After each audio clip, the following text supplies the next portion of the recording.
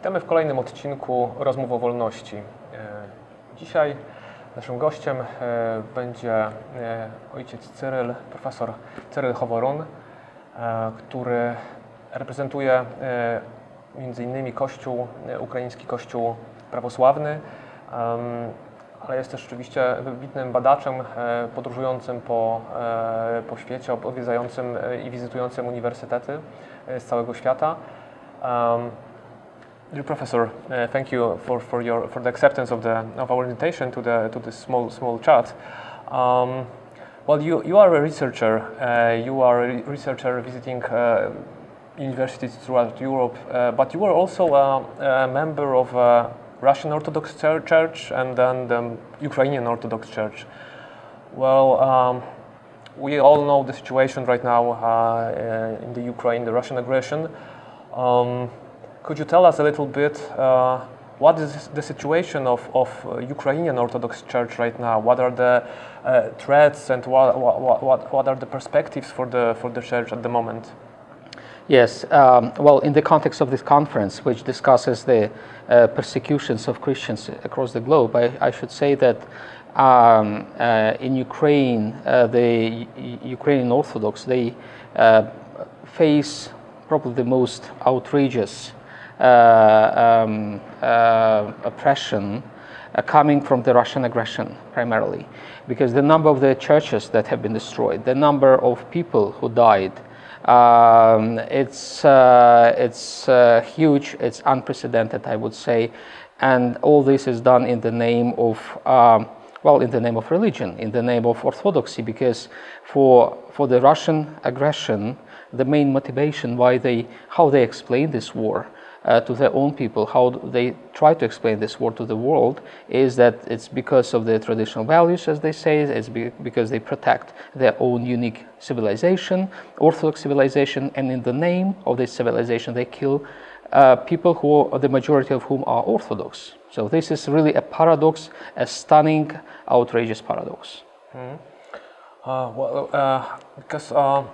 So what was the situation? I mean, the Ukrainian Orthodox people, because for the years they were part of the Russian Orthodox Church, I guess. Correct me if I'm wrong, but then this was probably something incredible, that the situation like that. Yeah. When it comes to the Orthodox community in Ukraine, it is quite divided and a bit confused, I would say. Well, I believe that there is one Orthodox Church in Ukraine, but it is managed, administered by two jurisdictions, because unlike the Catholic Church, the Orthodox, we're based on jurisdictions. We don't have a primate who would overarch, other jurisdictions, all the jurisdictions, like the Roman Pontiff in the Catholic Church. So we have two jurisdictions that manage the same church, I believe. One is autocephalous. It's another Orthodox feature of administration when a church is self-governed. So there is an Orthodox Church of Ukraine which received its Tomos for autocephaly from the Ecumenical Patriarchate in the beginning of 2019, just before the war began or escalated, as we say. And there is another church which used to be a part of the Moscow Patriarchate, and many people believe, I personally also believe, it continues to be a part of the Moscow Patriarchate that really struggles to find its place in Ukraine under the circumstances of the invasion. So they're really suffering also from this indefinite situation they are in, and they try to find their way. I believe that a process of reconciliation is ahead of the two churches. I believe it is important, and I encourage myself, all those two churches to proceed to reconciliation, and eventually, hopefully, there will be one jurisdiction in Ukraine.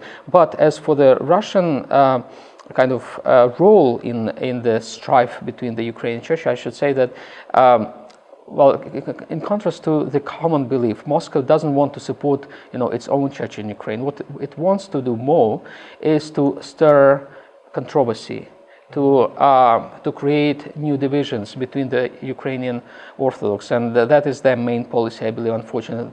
And in order to tackle this policy, the Ukrainian Orthodox really need to reconcile, to get along with one another. Okay. Probably maybe one last question.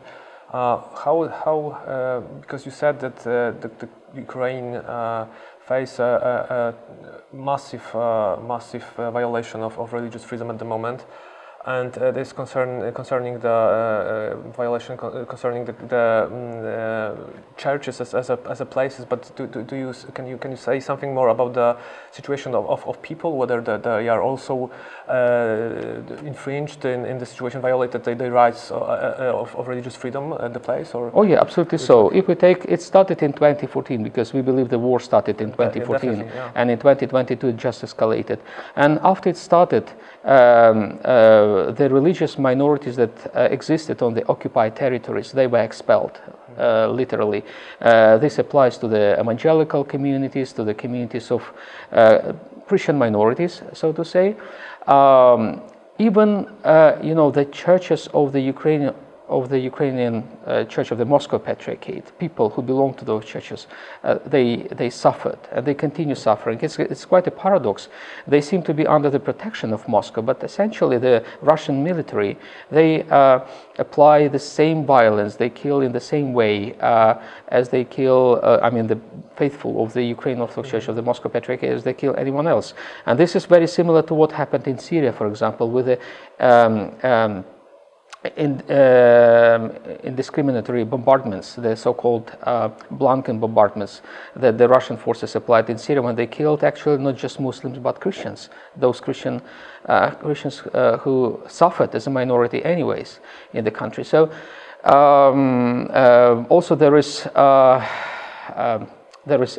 are statistics, like for example the majority of the churches that have been destroyed on the occupied territories, they are of the Moscow Patriarchate. The majority of priests of faithful who have been reported as killed are of the Moscow Patriarchate. And imagine now the most recent development is when the Moscow Patriarchate, the central administration of the Moscow Patriarchate, decided to annex essentially the dioceses to snatch the dioceses from the Ukrainian Orthodox Church Moscow Patriarchate from this church and brought them directly under the jurisdiction of the Patriarch of Moscow. That is a clear act of annexation and violation of the internal structure and freedom of the Ukrainian Church of the Moscow Patriarchate. So I think the main perpetrator against the human rights regarding the freedom of religion is unfortunately Moscow.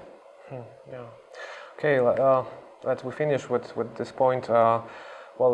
It's difficult to find words to say something in this situation. We say that we are with our hearts and hands as we can with you and with Ukrainian people and if I just may this opportunity to express our thanks of our people to the Polish people, to the people of Poland, to the churches of Poland for the support you offer. It's really the closest country for us and the closest people, and we really feel absolutely grateful for what Poland and the Polish people do for us. Thank you for these words. Szanowni Państwo, dziękujemy bardzo. Zapraszamy do oglądania odcinków naszego podcastu. Zapraszamy do obejrzenia wcześniejszych nagrań, jak i następnych. Dziękujemy i do zobaczenia.